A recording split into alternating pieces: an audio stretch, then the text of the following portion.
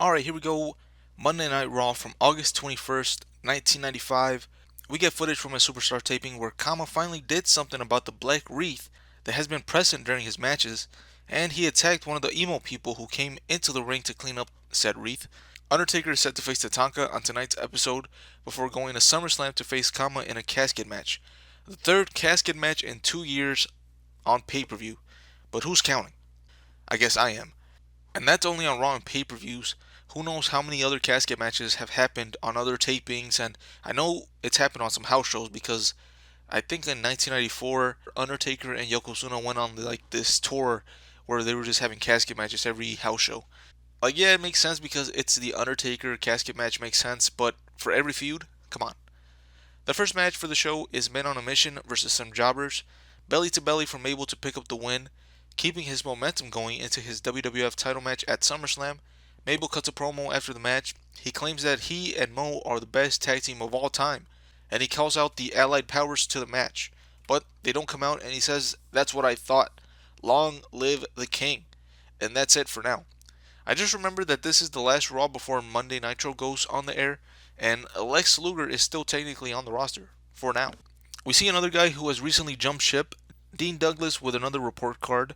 This word of the day is dominate, and this time grading Mabel, who gets a C for new champion. Jesus Christ.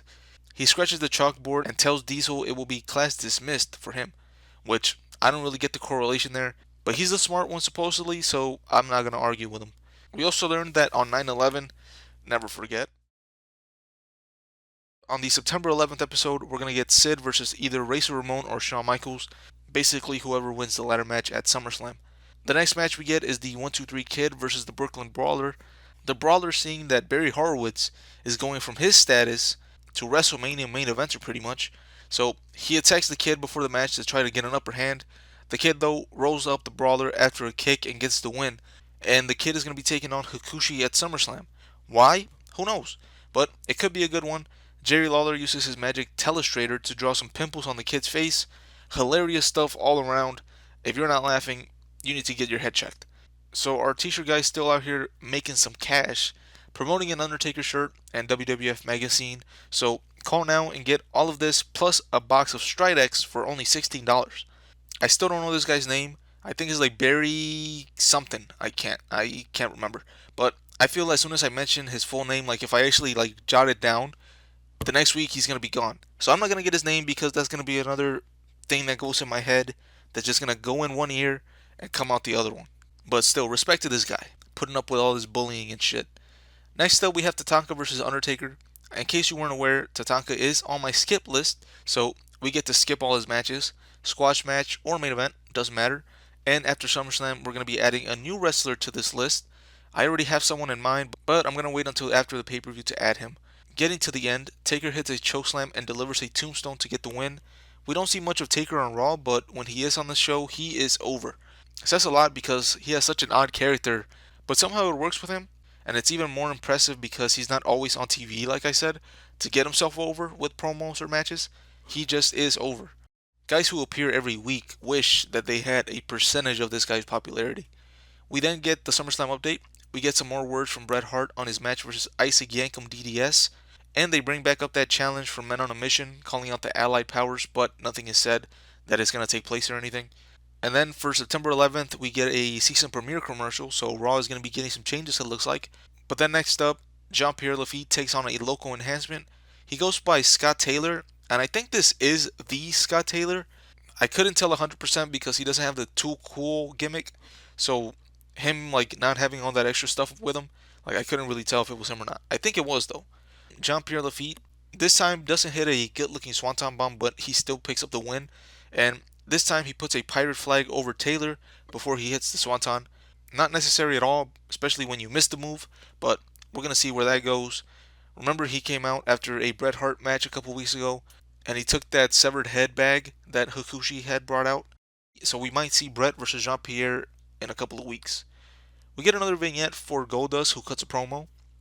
When they're super short like this one was, it's hard for me because I don't even know how to recap it. Like, what do I even say? Like, nothing really happened in this vignette that I haven't said already before. Basically, just promoting that Goldust is coming soon. So, Moving on, we have Vince McMahon interviewing WWF champion Diesel. Like always, he has that little smirk on his face, Diesel that is. He gives props to Mabel. Vince brings up the fact that he probably won't be able to jackknife Mabel, and Diesel says maybe he can't and maybe he can. We will just have to wait until SummerSlam. Then the British Bulldog comes out and wishes Diesel good luck. He brings up the challenge from Men on a Mission. He tells us that Lex has left on a medical emergency back in Atlanta. And yeah, at this point, because Nitro is still like a month away, or actually it's probably like 2 or 3 weeks away actually. But yeah, Lex Luger technically was still on the roster. I don't know if like they knew. Actually, no, because I think he getting a little bit ahead of myself. I think he comes out at SummerSlam. So Lex Luger's still employed. So I don't know why they didn't. Well, we'll get to it in a little bit. But I don't know why Lex Luger and British Bulldog couldn't just have the match here. But I think they did it for what is going to come up in a little bit. Anyways, let's get back to the show, the way that it played out. Bulldog asked Diesel if he would team with him to take on Mabel and Mo, and because Diesel wants to get his hands on Mabel, he accepts. Diesel starts off the match with Mo. Mabel comes in the ring, and when Diesel turns his attention to him, Bulldog pushes him from the back, and Mabel hits a slam to Diesel. Then Jim Cornette appears. Bulldog also slaps Diesel and hits him with a power slam. They continue to attack Diesel, and now there are a ton of questions. Is Bulldog aligned with Men on a Mission? Why is Cornette out there? Where is Lex Luger? All this and more will not be answered because it's wrestling. Like nothing is ever explained. And when it is, it usually doesn't make any sense. Lawler tries to get some answers, and would you look at this, like I said, they don't give him anything to fill us in on what's going on. Mabel just says that this is the first part of the royal plan while he is holding the WWF title. Diesel is seen getting up but struggling, so we will see how this affects him for his match at the pay-per-view. But that is how the show ends. I'm going to give this episode a good grade. Open, middle, and end type of shows will almost always get a good grade from me. We had Men on a Mission come out, win their match, throw out a challenge. Then we get some speculation throughout the show, leading up to the Bulldog coming out and getting Diesel to accept the challenge with him because Lex is out. What does this mean for Lex Luger? Would this have meant that Lex was part of the plan and he wasn't there to get Diesel to agree to be Bulldog's partner in that match and then they were going to turn on him? Lex not being there kind of leaves everything open, like to interpretation. I don't understand what anything means. Is the Bulldog just turning on him because he wants a title shot? Or is he joining Jim Cornette and those people? And are Men on a Mission joining Jim Cornette? Like so many questions that I wish could have been answered before SummerSlam. The show had a flow to it, so that makes it worth watching in my eyes. So yeah, with that being said, we move on to a new chapter in Raw history next review because now the Monday Night Wars are starting with the debut of Monday Nitro. I might have some recaps of that show on some of these reviews. Not sure yet how I'm going to do that, but because this is being recorded way in advance of when it'll probably be uploaded to YouTube, let me know in the comments if anyone has any thoughts on how I could do it. Maybe by mid 1996, when the wars really start heating up, I can add some WCW to these reviews. But for now, I am going to keep it mainly reviewing Monday Night Raw. So, again, Raw is going on hiatus. The next episode will take place on September 11th.